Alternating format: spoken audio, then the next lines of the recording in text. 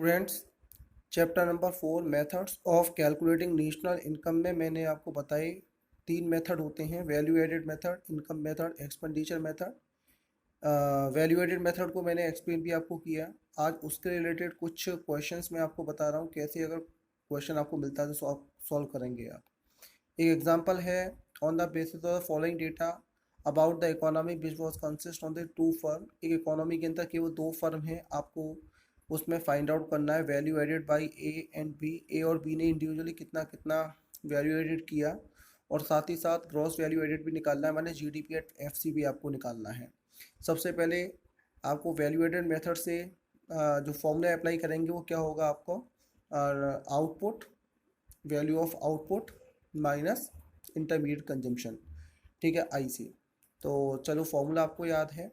तो ये दिया हुआ सारे data, sale by firm A, purchase from firm B by A, purchase from firm A by B, sales by firm B, closing stock of firm A, closing stock firm B, opening stock firm A firm B, और indirect taxes paid by both firm, ये दोनों firm के दे रखे हैं। ये सारे amount जो है वो लैख में है। तो वैल्यू एडेड पहले ए का निकालेंगे, जिसके लिए फॉर्मूला अप्लाई करेंगे value of output minus intermediate consumption. तो वैल्यू ऑफ आउटपुट निकालने के लिए आपको देखा था कि अगर टोटल सेल हो चुकी है तो पूरी सेल लेंगे, और अगर कुछ गुड्स रुका हुआ है तो उसमें हम प्लस डेल्टा स्टॉक माने चेंजिंग स्टॉक भी लेते हैं। तो सेल बाई फर्म ए कितनी दी हुई है, सबसे ऊपर दी हुई है 100 लाख की, हमने ले लिया। उसमें हम इंटरमीडिएट कंजम्पशन आई सी माइनस करेंगे। इंटरमीडिएट कंजम्पशन क्या होगा, जो कि फर्म ए ने फर्म बी से गुड्स परचेज किया है, माने परचेज फ्रॉम फर्म बी। कितना परचेज किया है, 40 लाख, सेकेंड नंबर पे दिया हुआ है। ठीक है, हमने इसको माइनस किया, और इंटरमीडिएट कंजम्पशन माइनस हो चुका है। Change in stock, opening minus closing. Opening stock कितना है इसका, क्लोजिंग स्टॉक कितना है, closing stock minus opening stock, formula होता है क्लोजिंग स्टॉक कितना फर्म ए का 20 और लैख, और ओपनिंग कितना है माइनस के 25 लाख। तो ये माइनस का ज़्यादा है, प्लस का कम है, तो माइनस का बचेगा 5 लाख। तो टोटल इसको सॉल्व करते हैं तो 100 lakh minus 40 lakh minus 5 lakh is equals to 55 lakh. ठीक है ना, ध्यान रखेंगे closing stock minus opening stock का जो फॉर्मूला है उसमें ओपनिंग स्टॉक की वैल्यू ज़्यादा, माने माइनस की फिगर ज़्यादा है, इसलिए हमारे में माइनस का 5 लाख आया है। ऐसे value added by firm B का भी निकालेंगे।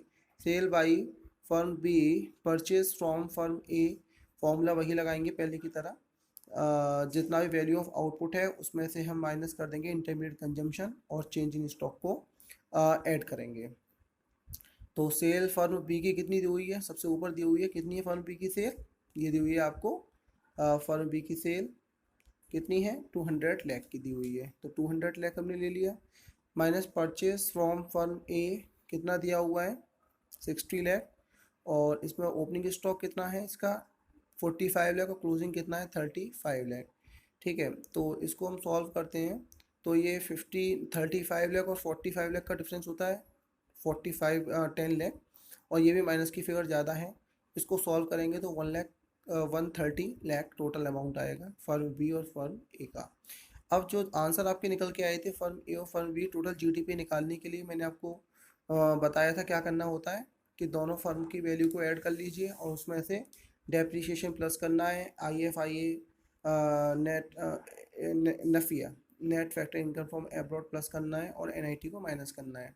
तो इसमें से हमें क्या करना है, फिलहाल दोनों की फर्म की जो वैल्यू निकल के आई थी उन दोनों को हम इसमें प्लस करेंगे, 55 लाख प्लस 130 लाख, और इसमें से इंडायरेक्ट टैक्सेस को माइनस करेंगे 30 लाख। तो जो वैल्यू निकल के आएगी वो होगी 155 लाख। यही आपका होगा GDP at F C, 155 lakh.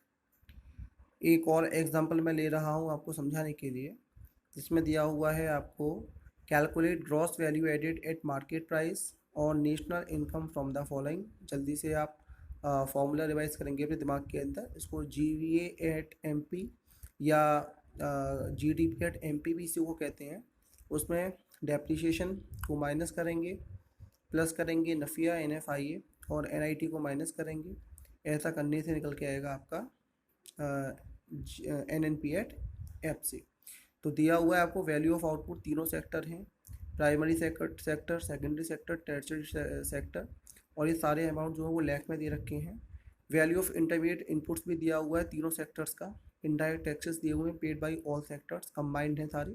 Consumption of fix capital of all sectors, जिसको हम डेप्रिसिएशन भी कहते हैं, आपको पता है। Factor income receive from resident rest of the world and factor income paid to non resident, ये आपको दिया हुआ है। Subsidies received by all sectors 20 lakh. Solve करते हैं इसको। तो जीडीपी आप पहले निकालने के लिए तीनों सेक्टर का वैल्यू ऑफ आउटपुट को प्लस कर लीजिए, और जिसमें जो आपको टोटल इंटरमीडिएट गुड्स दे रखा है, इंटरमीडिएट कंजम्पशन दे रखा है, उसको आप प्लस कर लीजिए और इसके सम में से इसको माइनस करेंगे। तो ये हमने किया 800, 200, 300, कितना होता है टोटल 1500, और ये होता है आपका टोटल 550, माइनस किया तो ये निकल गया 750। ये इसकी gross value added at market price निकल के आई। अब इसकी नेशनल इनकम निकालने के लिए नेशनल इनकम को हम कहते हैं एनएनपी एट एफसी, जिसका फॉर्मूला होता है आपका GDP at MP minus consumption of fixed capital means minus depreciation minus indirect taxes plus subsidy, जिसको हम एनआईटी बोल सकते हैं, ब्रैकेट में चाहो तो लिख सकते हो, plus factor income received from the resident from the rest of the world minus factor income paid to the non resident. Formula आपको याद होगा, ये इनका जो फॉर्मूला दे रखा है वाइट फॉर्मूला मैंने स्प्रेड करके दिया हुआ है, कोई दिक्कत नहीं। 750 लाख हमने अभी निकाला था, ठीक है। 80 लाख का आपको कंजम्पशन ऑफ फिक्स्ड कैपिटल माने डेप्रिसिएशन दिया हुआ था, माइनस हमने कर दिया। इनडायरेक्ट टैक्सेस दे रखे थे, उसमें 50 लाख के हमने उसको माइनस किया। 20 लाख की सब्सिडीज थी, उसको प्लस करा। तो ये एनआईटी कितना आ रहा है 50 और 20 का दोनों का डिफरेंस माइनस का 30। और फैक्टर इनकम दिया हुआ है रेस्ट ऑफ द वर्ल्ड से, कितना है 10 लाख का, जिसको हमने प्लस करा और माइनस कर दिया factor income paid to non resident 20 lakh. तो ये सब प्लस माइनस करके आपकी जो वैल्यू आती है वो 630 लाख की आती है, ठीक है। तो इसको बोलेंगे एनएनपी एट एफसी, कितना दिया हुआ 630 लाख। आई होप ये दोनों क्वेश्चन आपको क्लियर हुए होंगे। अगर वैल्यू एडेड मेथड से रिलेटेड कोई और भी आपको डाउट है तो आप उसे सेंड कर सकते हैं, आपको वो सॉल्व करके बताया जाएगा। Thank you.